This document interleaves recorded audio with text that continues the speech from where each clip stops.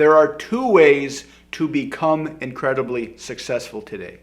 The first way is to get lucky, to have lucky genetics, to have lucky parenting in your childhood, to have lucky role models that help you along the path of success, to luckily find yourself in situations where you can take advantage of wonderful opportunities, to have the confidence, to luckily have enough confidence to move forward when you see an opportunity, and to continue to get lucky over and over and over. The problem is you can't really depend on luck. Certainly you can redefine luck as preparation meets opportunity, but a lot of luck is outside of our control. If you want to become successful, and you're not the kind of person who's getting lucky all the time, there's only one alternative. And that alternative is to manage your instincts, to understand and manage your instincts. This is the bedrock idea, the bedrock daily grind, the bedrock daily practice that will give you the best chance, not a guaranteed chance, but will give you the best chance to become successful. Now, why is this important? Well, let's think of our hunger instinct first. Back in the days of hunter-gatherers, life was harsh. Food was scarce. Food was dangerous to get. Food was scary to get. So under that ancient environment of massive external constraints, only the people who had the strongest hunger instincts would survive. Only the people with the most impossible to forget, impossible to ignore hunger instincts would survive. Only those who had the most relentless and unforgiving hunger instinct would survive. That would compel them to get out into the world, to power through their fear to get food. But today, having that same hunger instinct, when there is zero resistance whatsoever to getting food, if you ignore that instinct blindly, it will kill you. It will lead to all kinds of diseases. And if you want to become successful, being healthy is one part of being successful, which requires you understand and manage your hunger instinct.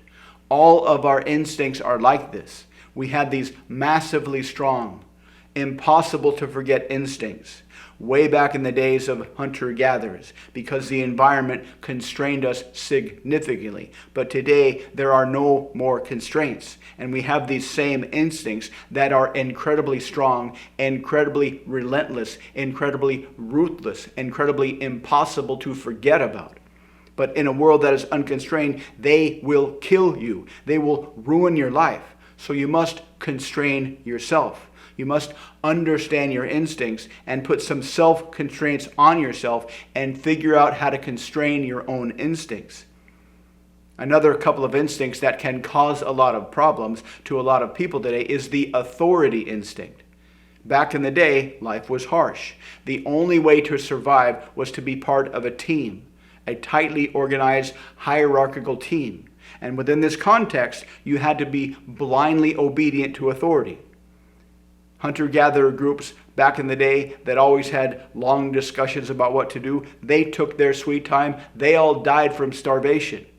The only hunter-gatherer teams that survived back in the day were people that had a very tight, very strict hierarchy, and within which you obeyed authority without thinking. And how does this present it today? We follow authority cluelessly, without even thinking about what authority figures are saying. The famous Milgram experiment showed that 2/3 of people blindly follow what the authority figure tells them to do, even when they know it's the wrong thing to do. 2/3 of people fail the Milgram test. That means that 2/3 of people cannot control their authority instinct. Another example is the social proof instinct. Back in the days of hunter-gatherers, we had to follow the crowd. We had to do whatever everybody around us was doing without question, without thinking, obediently, subconsciously, automatically. That is what we needed to do to survive. But today, if you blindly follow the crowd, that will lead you to disaster. Another experiment is the Asch conformity test. 2/3 of people followed the crowd within this Asch conformity test when they knew it was the wrong thing to do. 2/3 of people failed the Asch conformity test. We're starting to see a pattern here. 2/3 of people failed the Milgram experiment, which means that 2/3 of people cannot control, cannot understand, cannot manage the authority instinct that lives inside everybody. 2/3 of people failed the Asch conformity test, which means that 2/3 of people can't understand and manage their social proof instinct, and they subconsciously blindly follow the crowd. 2/3 of people can't ignore or can't understand and manage their hunger instinct because 2/3 of people today are either overweight or obese.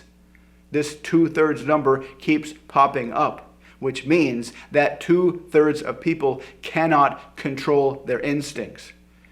But if you can control your instincts, if you can manage to control your instincts, if you can manage to constrain yourself, and do things not because your instincts are compelling you to do these things, but because you know they will create some specific outcome, then you can get ahead of 2/3 of people on the planet. You can be in the top third of people. But there is one more instinct that is particularly insidious.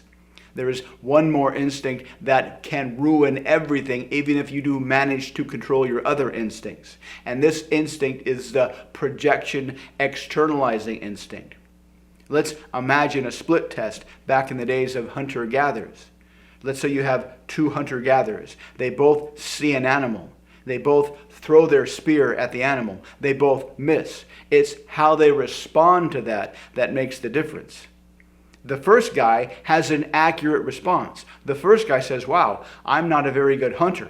I need to do better. Maybe I'll never be a good hunter. Maybe I'll never rise up high enough in the ranks to ever get a girlfriend or a wife. Maybe my life is pointless. What should I do?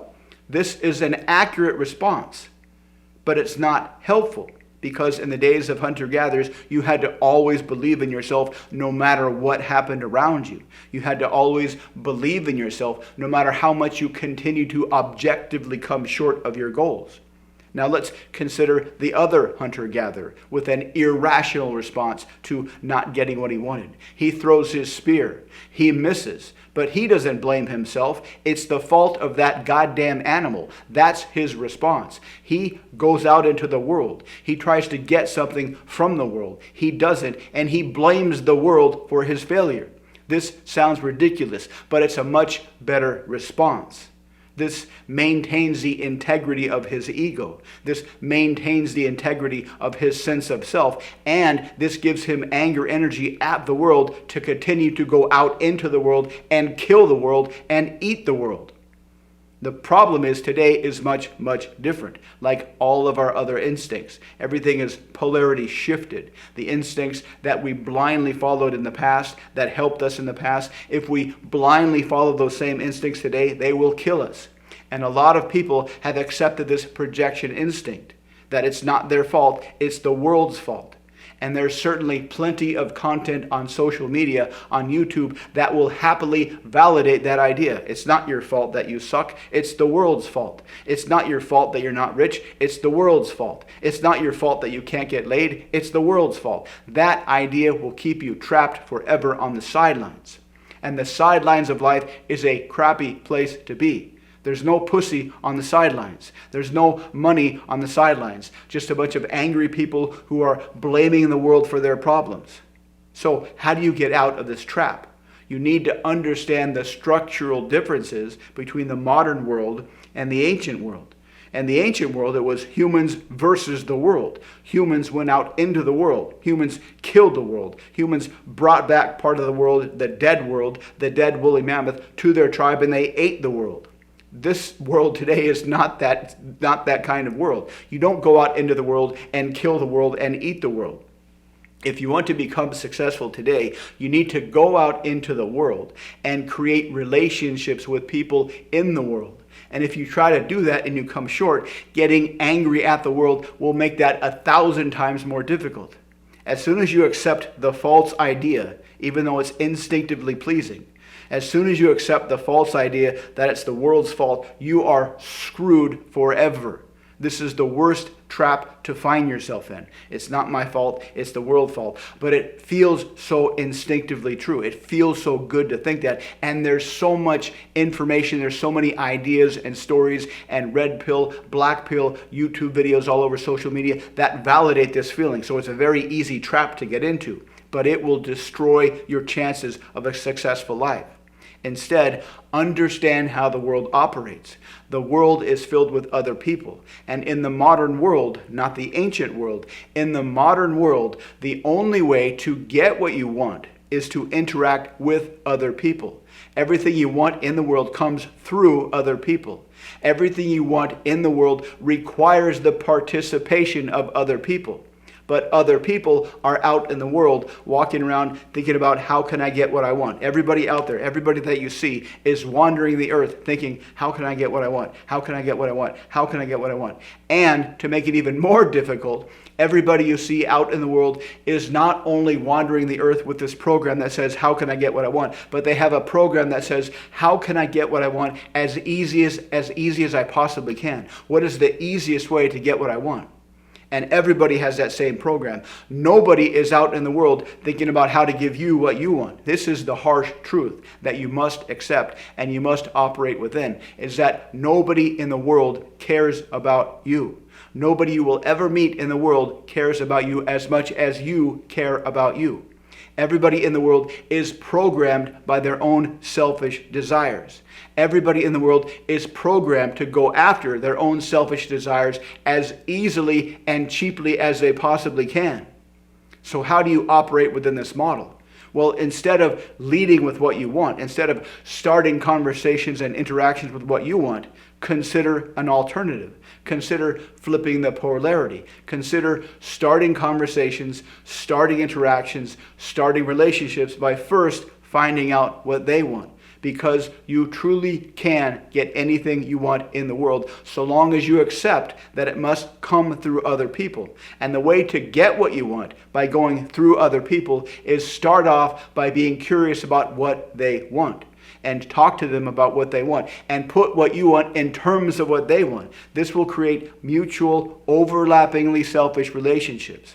You can get whatever you want in the world if you create as many mutually beneficial, overlappingly selfish relationships that you can.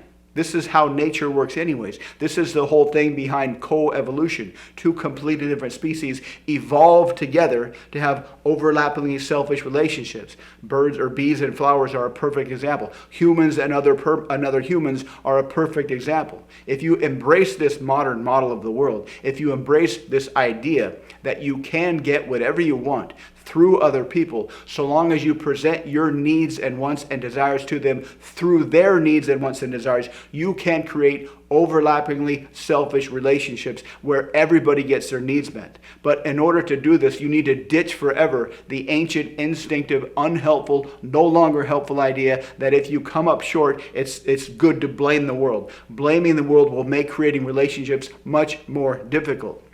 Blaming the world almost guarantees you're going to live on the sidelines for the rest of your life, alone and angry, watching the latest red pill video that says it's not your fault, you suck, it's the world's fault. That will keep you trapped forever. Ditch those ideas and get out into the world. Talk to other people. Find out what they want. Even do this as an experiment, just to prove how much people like to talk about these things, just to prove how easy it is to start conversations when you lead the conversation by being curious about what they want.